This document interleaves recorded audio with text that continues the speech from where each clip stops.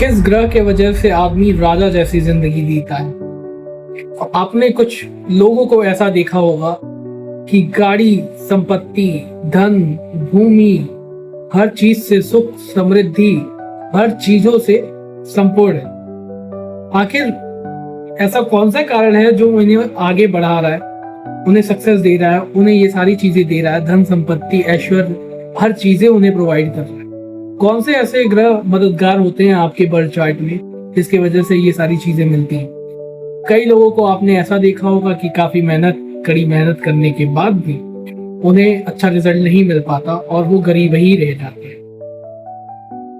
तो जी हाँ, आज हम इसी टॉपिक पर बात करेंगे कि कौन से ऐसे प्लेनेट हैं जो आपको अमीर बनाते हैं और राजा जैसी जिंदगी देते हैं। तो मैं एस्ट्रोलॉजर अवनीश मिश्रा आप सभी का स्वागत करता हूं अपने चैनल एस्ट्रो अवनीश में। आप सभी को नमस्कार करता हूं और बिना किसी देर के वीडियो को स्टार्ट करता हूं। तो जो सबसे पहला ग्रह आता है वो आता है सूर्य जो कि राजा का कारक होता है। ग्रहों में सबसे जो टॉप लेवल पे आते हैं वो सूर्य देवता ही आते हैं। ग्रहों का राजा सूर्य को कहा गया है।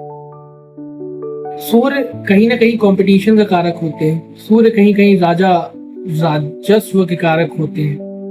आपको राजा जैसी जिंदगी देना, राजा जैसे चलना, राजा जैसे चाल ढाल।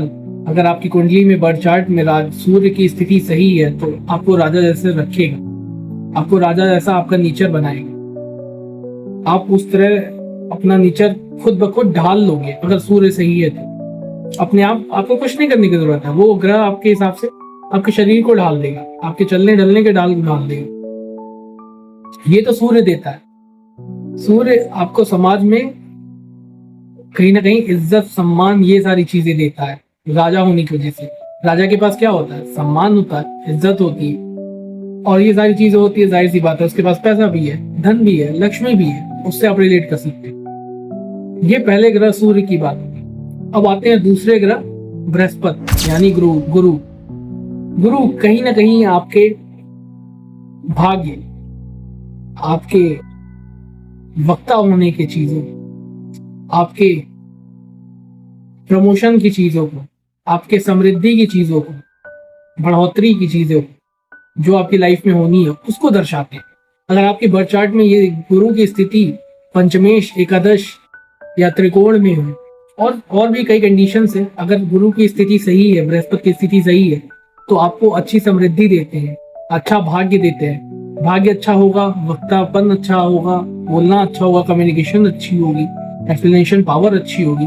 जाहिर सी बात है आप समाज में इज्जत पाओगे और समाज में इज्जत पाने की वजह से आपको वो चीजें, कम्युनिकेशन की वजह से वो सारी चीजें आपको मिल पाएगी जो आप चाहते हैं। कम्युनिकेशन अच्छा हो तो जाहिर सी बात है अगला सामने वाला बंदा प्रसन्न हो जाता है। ये दूसरे ग्रह बृहस्पति की बात होगी। अब आते हैं तीसरे ग्रह शुक्र की। शुक्र आपकी कुंडली में घर, संपत्ति, धन, भूमि, इन सबका जो सुख भोगना है उन सारी चीजों का कारक है। सुखों का कारक शुक्र देवता। अगर आपके पास ये सारी चीजें आ भी गई और आप अपने जीवन में उन चीजों का सुख नहीं भोग पा रहे तो इसका मतलब आपके शुक्र खराब है। ये सारी चीजें मिलने के बाद भी आपको सुख नहीं मिल रहा है तो आपके शुक्र कहीं ना कहीं सही नहीं है। इन सारी चीजों का सही होना और आपको सारी चीजें मिल जाना सब शुक्र का कारक है।